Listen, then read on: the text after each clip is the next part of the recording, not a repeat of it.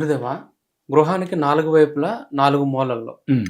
ఏ మూలని మూసివేయటం వల్ల హ్మ్. మనకి చాలా నష్టం జరుగుతుందంటారు?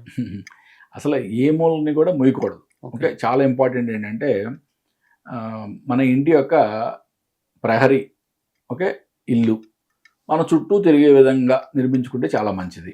సరే, ఈ ఇప్పుడున్న పరిస్థితుల ప్రకారం గురుగారు అంత ఈ మాకు అంటే పెద్ద పెద్ద నగరాల్లో అయితే కుదరదు. ఊళ్ళో అయితే పల్లెటూళ్ళలో అయితే కుదురుద్ది గానీ, పెద్ద నగరాల్లో కుదరదు. మీరు దానికి ఎగ్జామిషన్ ఇవ్వండి, ఇంకేదైనా చెప్పండి అంటారు. అవును. ఓకే.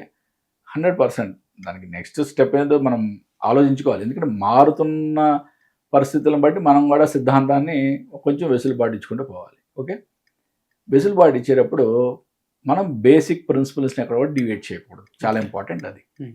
అంటే మనం ఈ ప్రాణాంతక వాస్తు దోషాల సిరీస్‌లో మనం ఫస్ట్ 1, 2 ఎపిసోడ్స్ చాలా క్లియర్‌గా మాట్లాడుకున్నాం. మన ఇంటి యొక్క ఇదే మన ఇల్లు అనుకుందాం. మన ఇంటి యొక్క ఈశాన్య భాగంలో మనం నుంచుంటే మన ఇంటి యొక్క ఆగ్నేయ మూల కనిపియాలి. ఓకే. మన ఇంటి యొక్క వాయువ్య మూల కనిపియాలి. కనిపించిందంటే యు ఆర్ సేఫ్ అని మాట్లాడాం. ఓకే. ఓకే. అంటే ఏంటి? ఇక్కడ మనకి తూర్పు, దక్షిణపు గోడలను ఆనుకొని ఏదన్నా ఒక కార్ షెడ్ గానీ, ఒక టాయిలెట్ గానీ, వాచ్‌మెన్ రూమ్ గానీ, లేతే కుక్కలకి హ్మ్. ఒక దొడ్డి గానీ ఏది నిర్మించినా ప్రాబ్లమే. ఓకే. అలాగే సేమ్ ఉత్తరము అండ్ పడమర గోడలు అంటే వాయువ్య మూల. వాయువ్య మూలలో పశువుల శాల గానీ, టాయిలెట్స్ గానీ, ఓకే, ఏదన్నా రిపేర్ రూమ్ గానీ ఏం పెట్టుకున్నా సరే అంటే ఎటువంటి నిర్మాణాలు చేసినా కూడా ఈ 2 హద్దు చేసి కట్టడం అనేది చాలా డేంజర్. ఓకే. మరి నైరుతిలో కట్టచ్చా? ఓకే. మనం ఇంతకుముందు ఎపిసోడ్‌లో మాట్లాడుకున్నాం.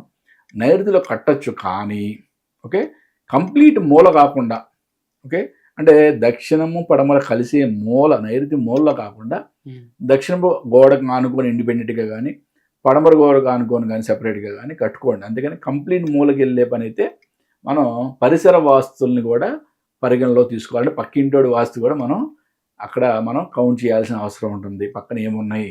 అక్కడ వాడి సంపు ఉందా? వాడిదేముందనేది కూడా మనం చాలా చెక్ చేసుకోవాల్సిన అవసరం ఉంటుంది కాబట్టి, ఆ కంప్లీట్ కార్నర్‌లో నిర్మాణం చేయొద్దని చెప్తాం. ఓకే. ఓకే. అంటే మరి ఈశాన్యంలో అసలు ఎక్కడ ఎవరు కట్టరు. కొన్ని కొన్ని చోట్ల కడతారు. ఓకే. అటువంటివి కూడా అంటే ఈశాన్యం ఈ ఉత్తరం, తూర్పు హద్దు చేసి కట్టడం కూడా చాలా ప్రాణాంతకం అని చెప్తాం. అంటే జనరల్‌గా గురుగారు సొంత ఇంటికే కదా! ఇండిపెండెంట్ హౌస్‌కే కదా! అపార్ట్‌మెంట్‌కి ఏముంటది అని అనుకుంటారు. హ్మ్. అపార్ట్‌మెంట్‌కైనా సరే వాచ్‌మెన్ రూమ్‌లు వస్తాయా? ఓకే. మరి అలాగే వాచ్‌మెన్ టాయిలెట్ రూమ్ కడతారు. హుహు. ఓకే. వాచ్‌మెన్ రూమ్ ఎక్కడో కడతారు. వాచ్‌మెన్ టాయిలెట్ రూమ్ ఒక చోట కడతారు. లేదా ఒక జనరేటర్ పెట్టి దానికి ఒక రూమ్ లాగా నిర్మిస్తారు. అవును. ఇట్లా రకరకాలుగా నిర్మిస్తారు. ఓకే. ఇవన్నీ కూడా ప్రాణాంతకం అవుతాయి. ఓకే. అవి ఎక్కడ కట్టారు? ఇవన్నీ కూడా మనం చెక్ చేసుకోవాల్సిన అవసరం ఉంటది. అంటే కంప్లీట్‌గా ఆగ్నేయ మూలని మూసేసి అంటే తూర్పు హద్దు, దక్షిణ హద్దు చేసి ఏదన్నా వాచ్‌మెన్ రూమ్ గానీ, లేదా వాచ్‌మెన్ టాయిలెట్ గానీ కట్టినా చాలా ప్రాణాంతకం అని చెప్తాం. ఓకే. అలాగే వాయువ్యంలో కట్టినా కూడా ప్రాణాంతకం అని చెప్తాం. అలాగే ఈశాన్యంలో కట్టినా కూడా ప్రాణాంతకం. అంటే వీటిల్నే మనం మూలలు, మూత అనే చాప్టర్‌లో మనం వీటి గురించి మాట్లాడుకున్నాం. ఇది కూడా ప్రాణాంతక వాస్తు దోషాలు అనే సబ్జెక్ట్‌లో చాలా ఇంపార్టెంట్ అని మాట్లాడుకుంటాం. ఓకే. సరే ఇన్ని చెప్తున్నాను కదా! ఓకే.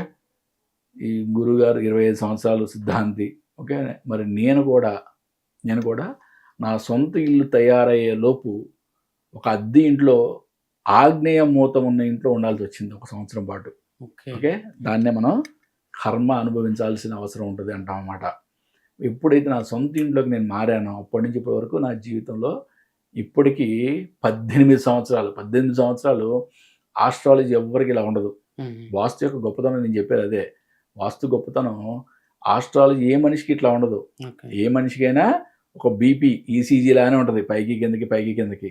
కానీ వాస్తు బలం ఉండి, దైవ బలం ఉన్నవాడికి ఆస్ట్రాలజీ ఇలాగే ఉంటదంటా నేను. ఓకే. మరి నా సొంత ఇంట్లోకి నేను వెళ్ళిన తర్వాత 18 సంవత్సరాల్లో నేను వెనక్కి తిరిగి చూసుకున్నదే లేదు. ఓకే. అంటే ఏ విషయంలోనైనా.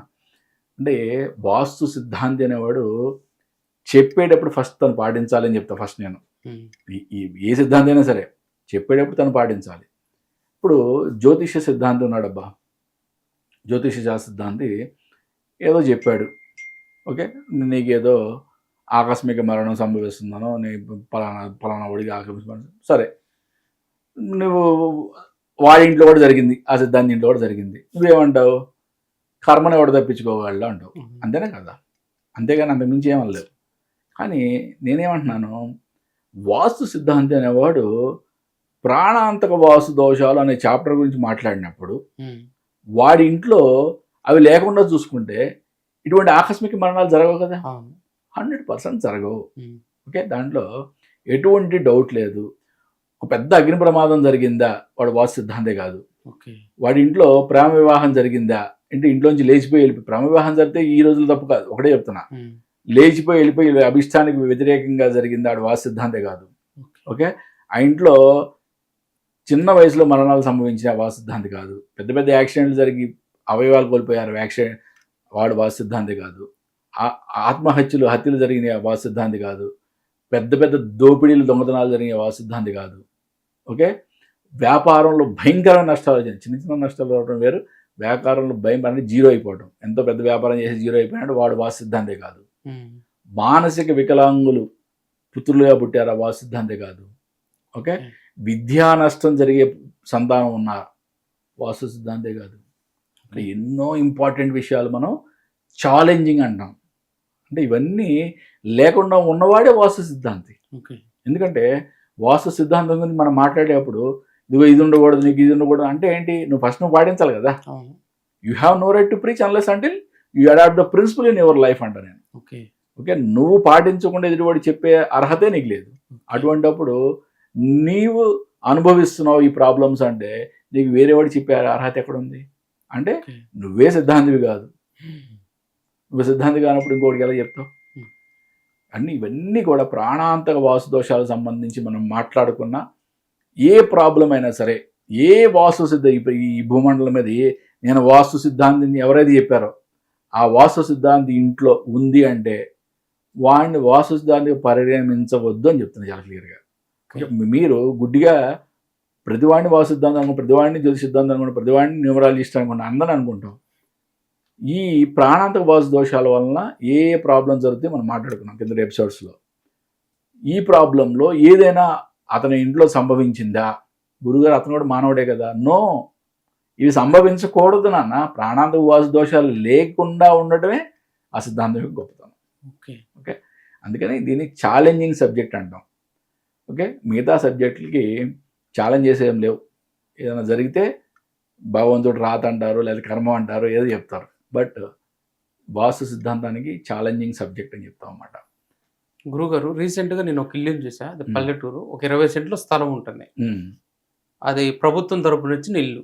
ఆ ఇంట్లోనే దానికి బేస్ ఎక్కువ పెట్టి కట్టారు. ఓకే, అతను ఏం చేశాడంటే ఇల్లు మొత్తం హైట్లో ఉంది, కట్టిన ఇల్లు, ఇంటి స్థలం మొత్తం లోలో ఉంది. ఓకే, అలా ఉండవచ్చా? ఉండొచ్చు నాన్న, దానివల్ల ప్రాబ్లం లేదు కదా. ఇంటి గర్భం హైట్ పెట్టుకోవచ్చు. ఓకే, ఇంటి చుట్టూతో ఉండే ఖాళీ ప్లేస్ అంతా కూడా తక్కువలో ఉండొచ్చు. దానికన్నా రోడ్ లెవెల్ అనేది సమానంగా ఉందా, తక్కువగా ఉందా, అది నెక్స్ట్ మనం పరిగణిస్తాం. అంతేగాని మన ఇంటిని హైట్ లేకపోవడం వల్ల ప్రాబ్లం ఏం లేదు, పర్ఫెక్ట్గా లేకపోవచ్చు. చాలా చక్కగా చెప్పారు. హరి ఓం శివం.